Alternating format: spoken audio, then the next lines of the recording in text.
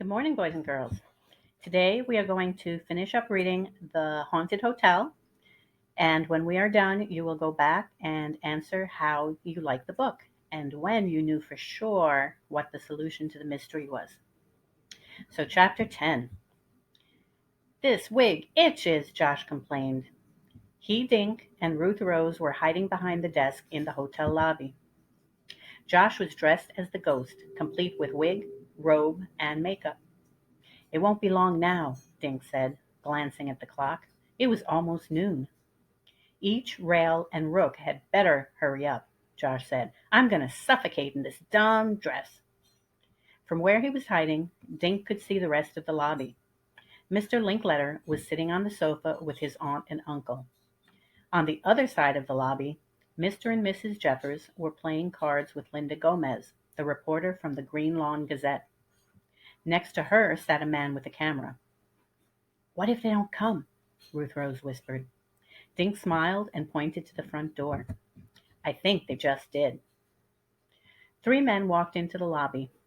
One was tall, one was medium, and one was short and round. Each was dressed in a dark suit, white shirt, and blue tie. They look like penguins, Josh said. Mr. Linkletter hurried over to the men, then led them back to his aunt and uncle. The tall man shook hands with Mr. Spivets. I am Fletcher Each, he said.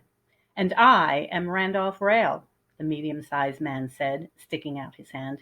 And I am Miles Rook, the short man said, shaking hands in turn. Mr. Spivets nodded at the men. Have you brought the papers? He asked. Fletcher Each beamed. We certainly have, he said. He handed Mr. Spivets an important-looking document. Randolph Rail removed an envelope from his briefcase. And here's the check. Miles Rook whipped a gold pen out of his pocket. All we need is your signature, Mr. Spivets, he said. Mr. Spivets looked sadly at his wife. Then he took the pen and started to sign the document.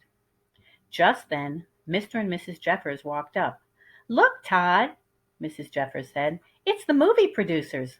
What a surprise, her husband said. We were just talking about the movie you're going to film here in the hotel. Mr. Spivets paused. What's this? About a movie? He asked suspiciously. Began Fletcher Each. Well, started Randolph Rail. We can explain, said Miles Rook. There's no need to explain, said Linda Gomez. She stood up and walked towards the men. I'm a reporter from the Green Lawn Gazette. Tomorrow, my column will tell the whole town how you tried to trick these people into selling their hotel. The three men stared at Linda, then at the Jeffers. Finally, their eyes landed on Mr. and Mrs. Spivets. Fletcher Each turned pink. Randolph Rail went white.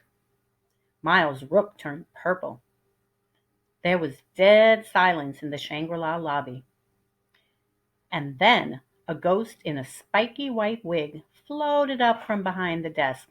Go home, it moaned in a creepy voice. Go home before it's too late.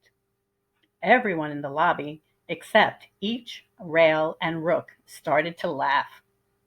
I guess I won't be needing this, Mr. Spivets said. He ripped the document he was holding into pieces.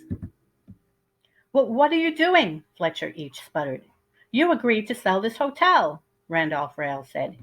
You can't back out of a deal with Each, Rail, and Rook, said Miles Rook. Mrs. Spivets stood up next to her husband. Each, Rail, and Rook, she said. You should rearrange the letters in your names to cheat, liar, and crook. And now, Mr. Spivets said, I think it's time for you gentlemen to leave. Without another word, Mr. Linkletter escorted the three men to the front door. The man with the camera followed, snapping one picture after another. Everyone cheered. Flo Spivets cheered the loudest. Mrs. Jeffers turned back to Mr. and Mrs. Spivets. My husband and I are so sorry for what we did, she said. Can you ever forgive us? Of course we can, dear, Mrs. Spivets said. In fact, said Mr. Spivets, You were such good ghosts. We'd like to invite you to do this again. One weekend a month, we'd like you to put on a Shangri-La mystery for our guest. What do you think? That's a great idea, Mr. Jeffers said.